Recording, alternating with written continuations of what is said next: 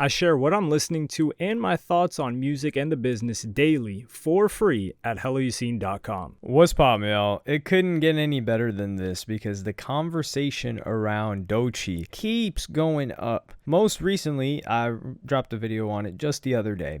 But now we're getting more and more talk about her on the timeline and within hip hop as a whole, which has clearly ramped up in the past several months. The most recent being Milagro. If you guys are unfamiliar with who Milagro is, she was the front-facing woman that was defending Tory Lanez and coming at Megan Thee Stallion, and she was facing, or she may still be facing, a lawsuit from Megan Thee Stallion. It wasn't because she necessarily did something like Tasha K did to Cardi B, where Tasha K said that Cardi B had several STDs, I think one of them being uncurable, and then she was spreading them, and this was a bold lie, and Cardi B reached out to her and she just wouldn't address it. But it's these articles and these industry pieces that really don't help, and I think it's intentional. So she posts this tweet that says, Rolling Stone has come out swinging to defend Doechii against what they've deemed unwarranted hate. If the disdain is strictly about not liking the music, that's fine. No one has to enjoy everything. But the loudest online discourse feels more like projections of misogyny, queerphobia, colorism, and a fundamental misunderstanding of how the industry works. Well.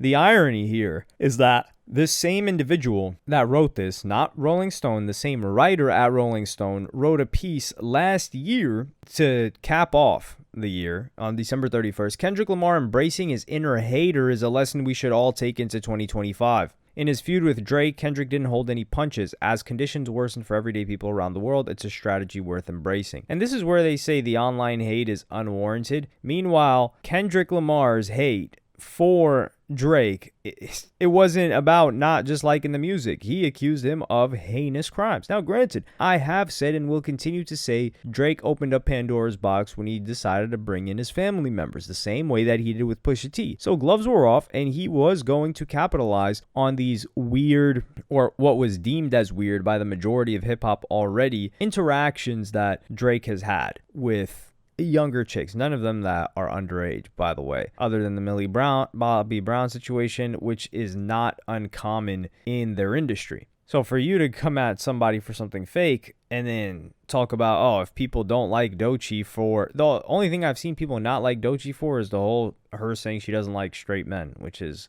okay, the hell? And then this spurs headlines. And man, it just feels so engineered that they would even use these words because, dog, I don't know if you guys have realized maybe hip hop's lagging behind when it comes to this. People really don't care about being called this stuff anymore, and it does not have the power it had between 2019 to 2021. I would say that was the peak years of people being called this and wanting to pass out because they felt like their life was over. But one account said, Punch TDE's Twitter account is worse than a Stan page, by the way. Punch is one of the people that works at TDE, and he's quite vocal on Twitter. He manages SZA, he works with TDE, and I genuinely think that people are not appreciating the level of, I wouldn't say how transparent they are, but the amount of interaction that they give to the fans when it comes to matters of business and things like this, which they don't need to do. Most other labels are not doing it, but he gets into it and says, all right, let's talk about industry plants. LOL. First, has anyone ever been confirmed as an industry plant?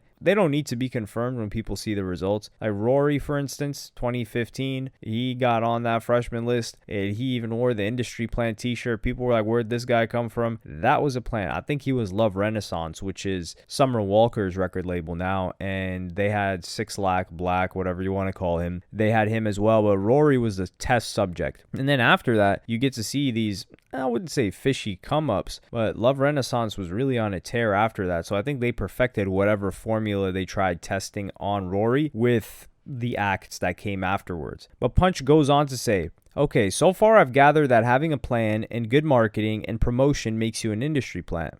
Okay. The Gardener. Also, I'm curious, what's this button that get pushed for artists? I'm curious of the thoughts from industry professionals on this. Is the button when record companies decide to spend more marketing dollars? Honestly, I feel like excuses as to why others aren't making it. It hit me a couple weeks ago. A lot of these conversations are meant to happen with peers and like-minded individuals. That way you have a great convo and take something from it. That's impossible now. Too many different opinions, ages, eras, mindsets, issues, walks of life, etc. And this is true. And he continues on to say, LOL, you guys are so upset, you gotta keep moving forward. Better days are coming for sure. And people are really upset about the situation. Granted, I've already given my opinion on the situation. If you're new here, I like Doechii's music. I discovered it. I've heard about her for at least 2 years, but I decided to sit down and listen to her album that won a Grammy, and I really enjoyed it. I think she's a great artist. Now, there are a lot of other things that are going on with her that I wouldn't necessarily say I don't like. I just don't really have an opinion on or investment into. And one tweet that I sent out yesterday, which adds to all of this, is when Doechii's father comes on IG and has to explain the straight man joke that his daughter made. So if you guys haven't seen that clip, she just says the biggest red flag when meeting a guy is that he's straight, which is like, huh? Like, this sounds like it's something that's coming out of 2019 or 2020 Twitch.tv. But I said, you're definitely not beating the plant allegations if your dad has to come out and run damage control for you.